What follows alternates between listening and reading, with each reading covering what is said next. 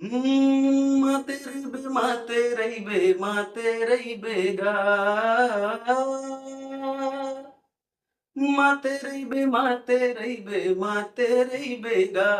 कैसे मातेरैबे रे अलबेला मोर गठिया गांजा ला पी के मातेरैबे कैसे मातेरैबे रे अलबेला मोर गठिया गांजा ला पी के मातेरैबे। तहसीलदारी बनना था या कुछ और ड्रीम देखा था और फिर प्रशासनिक इसमें चयन हो गया तो तहसीलदार बन गए? लेकिन ऐसा कभी सोच के नहीं जुड़ा था कि मुझे किस पद में जाना है। हाँ, डेफिनेटली ये रहता है, इस तैयारी को कोई भी करता है तो उसका ये लक्ष्य रहता है कि वो डिप्टी कलेक्टर बन जाए, डीएसपी बन जाए, जो मतलब अपने लिए हमेशा श्रेष्ठ पदों को देखता है।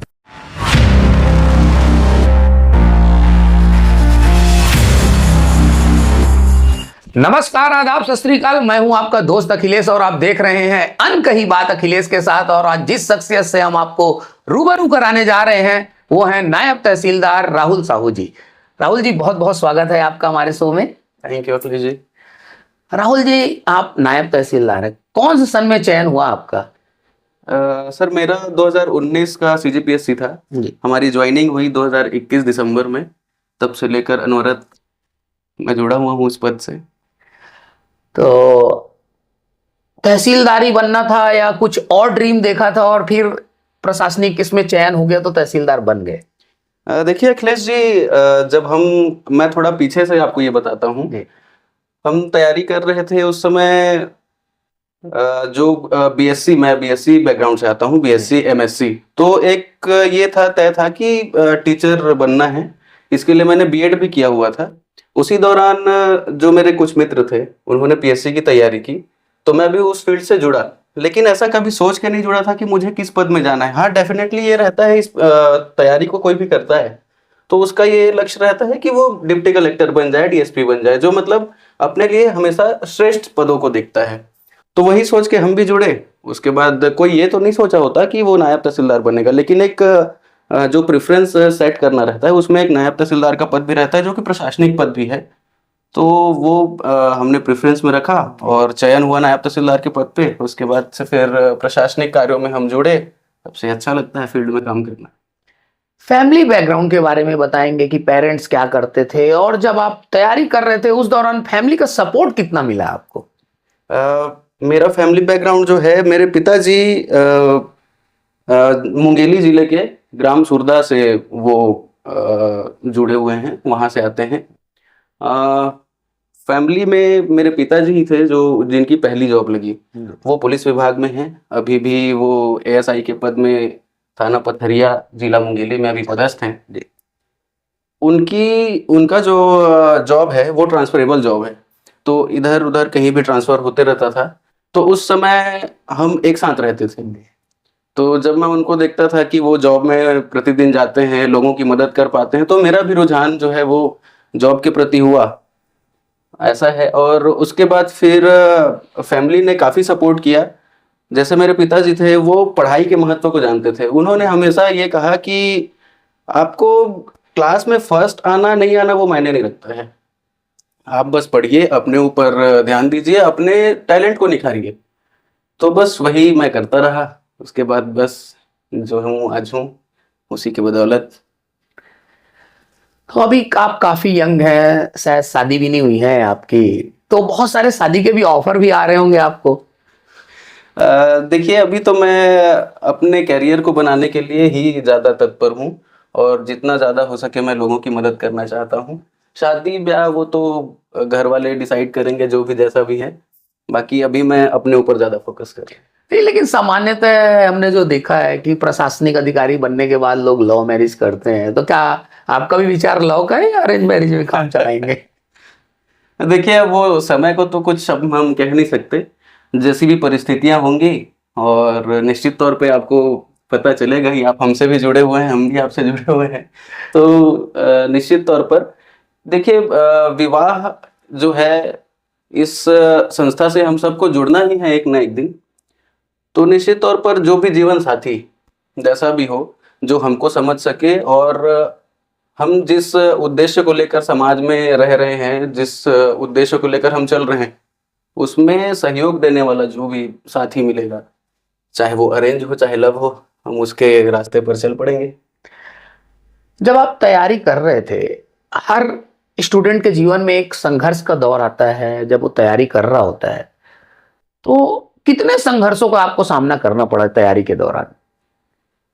संघर्ष हमारे टाइम पे तो संघर्ष जो है वो आर्थिक रूप से नहीं था, क्योंकि हमारे पिताजी भले ही एक मतलब सिर्फ पुलिस विभाग के सबसे निचले स्तर पर आरक्षक के पद पर उन्होंने अपना काम चालू किया। उसके बाद वो प्रमोट होते होते आज एएसआई हैं।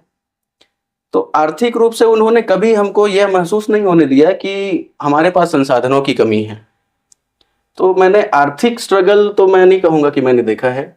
स्ट्रगल मैंने सिर्फ और सिर्फ इस रूप में देखा कि मुझे किसी भी मेंटोर का साथ नहीं मिला, कि कोई बता नहीं पाता था कि क्या करना चाहिए, कैसे करना चाहिए, तो वो हमने खुद से सीखा। तो इसके लिए जैसे कोई मित्र होते थे जो कभी दिल्ली गए हों, वो उन्होंने यूपीएससी की तैयारी की हो, या फिर और ऐसे जो टीचर्स हैं। जैसे मैं आपको एक वाकया बताता हूँ।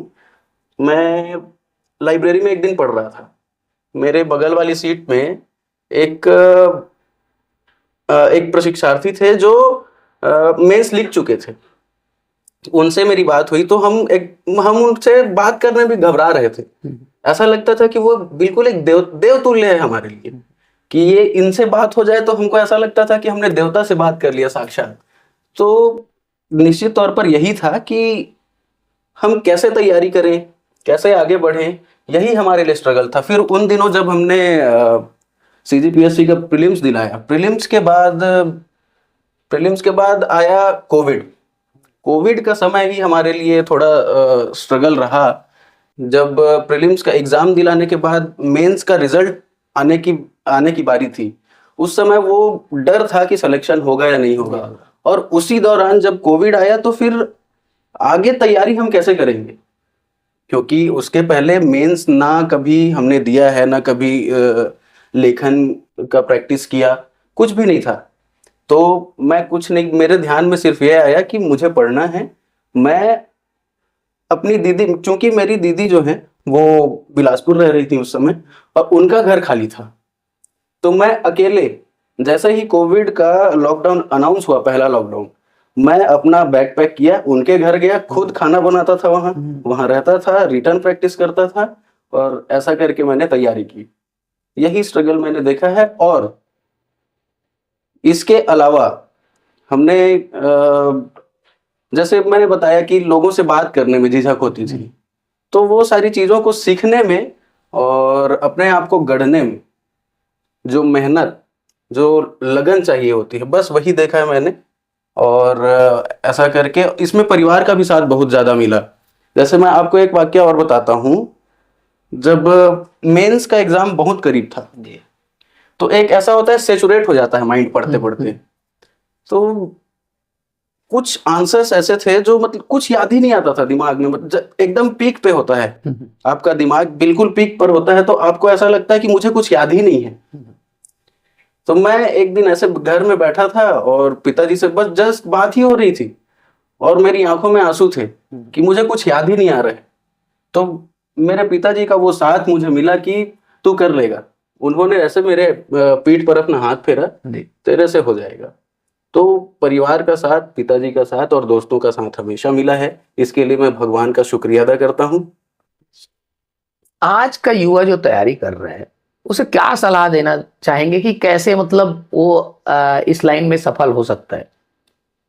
आज के युवाओं को मैं यही कहना चाहूंगा कि सोशल मीडिया का यूज पॉजिटिव वे में करें। आज अभी चैट जीपीटी है, एआई है, बहुत सारी ऐसी चीजें हैं जो हम नोट्स बनाते थे, हम लोग खुद लिख करके बनाते थे, उस मेहनत का कहीं ना कहीं अब समय बच सकता है। तो सोशल मीडिया को आप पॉजिटिव वे में यूज कर सकते हैं। इसके अलावा आपकी ईमानदारी, किसी भी फील्ड से आप जुड़े हो, चाहे आप तैयारी ही क्यों ना कर रहे हो, आपकी जो तैयारी है उसके प्रति आपको ईमानदार होना पड़ेगा और आपको निरंतर रूप से ईमानदार रहना पड़ेगा। तो ये 3 चीजें हैं। सोशल मीडिया को आप पॉजिटिव वे में यूज कीजिए, आप अपने तैयारी के प्रति ईमानदार रहिए और हमेशा कंटिन्यूअस रहिए। क्या क्या हॉबीज हैं आपकी? मेरी हॉबी सिंगिंग है और बीच बीच में मैं कुकिंग भी करता हूँ, तो ये 2 हॉबीज हैं मेरी। तो क्या हमारे दर्शकों के लिए कुछ गुनगुना सकते हैं आप? मैं छत्तीसगढ़ी में एक ददरिया है। हाँ। माते रही बे माते रही बे माते रही बेगा, माते रही बे माते रही बे माते रही बेगा, कैसे माते रही बे रे अल बेला मोर, गठिया गांजा ला पी के माते रही बे, कैसे माते रही बे रे अल बेला मोर, गठिया गांजा ला पी के माते रही बे।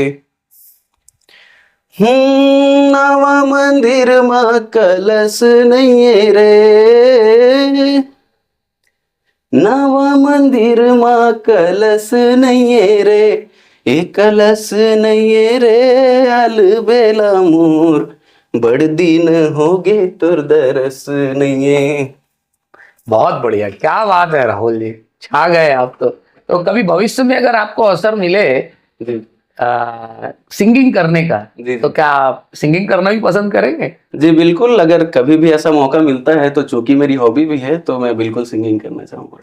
चलिए, बहुत अच्छा लगा राहुल जी, आपने अपना कीमती समय दिया उसके लिए, तो बहुत बहुत धन्यवाद आपका। धन्यवाद।